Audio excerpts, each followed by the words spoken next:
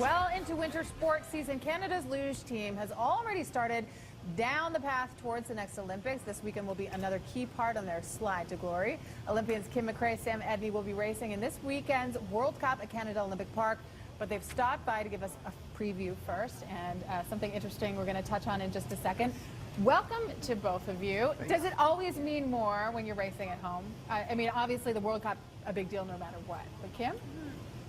Yeah, it's a little different because you get friends and family out there, where in Europe you're racing, but half the time they don't even see you on TV. So It's definitely a different environment, but it's racing is racing, and you have to go forward with that. Sam, what is the vibe like in Calgary? I think it's pretty exciting right now. I mean, there's a lot of hype, I think, after the last Olympics in Sochi, and it's nice for us. We haven't raced at home for a couple years now, so for us, we're eager to race on home soil and kind of showcase what we've been building over the past couple of years. And I think for me, I'm really excited. It's going to be a big race at home. And it was a big deal for the team, the Sochi Olympics. You know, we talked to a lot of athletes who they take a breather after the Olympics because it's such a big build-up. But you guys going into it, does it sort of just keep you kind of rolling along and motivated after something like that? I think so, and especially coming so close to the podium for many of us. We can see where we want to be, and we know we have a lot of work to get there because every other nation isn't taking a break. Right. So no rest for the talented, as it were. Sam, okay, let's take a look at this because our eyes are so drawn to it. This is a soft launch. We're getting ready to unveil this helmet, which a local artist has helped, Kelsey Fraser, and I'm paired with a child at the Children's Hospital who also turned out to be an amazing artist, Richard Flamenco. So you can find out more on Thursday. We're going to be doing the full launch for it, but it's a little pilot project called Helmets for Heroes, and my good friend, alpine skier Brad Spence, started this project. So tune in more for on Thursday to find out more. And then I'll be wearing it this weekend. Racing is Friday and Saturday at Canada Olympic Park. We'll be paying close attention to all of that.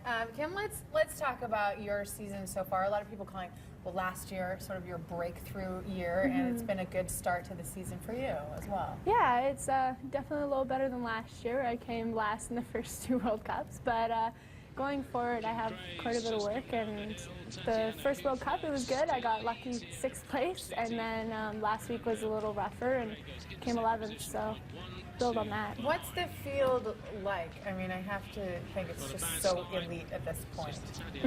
Yeah, it's the top of the top still in there, and especially last week when we raced on American soil, not very many of us get out to Lake Placid as often, so it was a lot harder to race, and you had to learn the track right off the bat. And Sam, this is going to be your first World Cup race this season. Yeah, so I've been kind of having a nagging injury that took me out of the first 2 World Cups.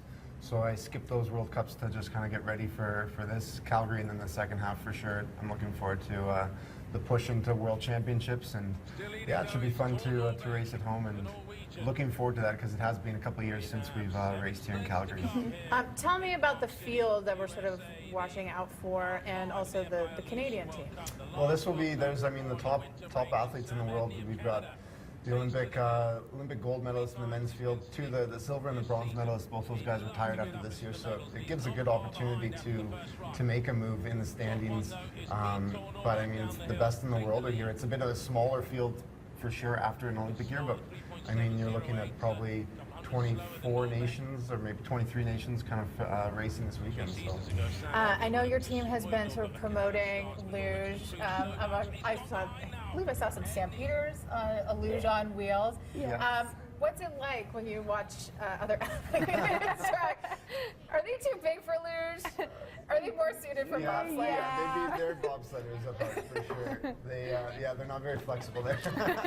But yeah, that was a fun day just to get out there, and I mean, they were on a roll there, so hopefully we took some of their energy that team had, and I mean, we don't have the Grey Cup in luge, but we'll try and win the equivalent, I guess. Well, I know with bobsleigh, it's generally a sport that people come to after trying other sports first. But luge, they can start a little bit earlier? You start at 8 to 11 years old. Right. And like I started at 11.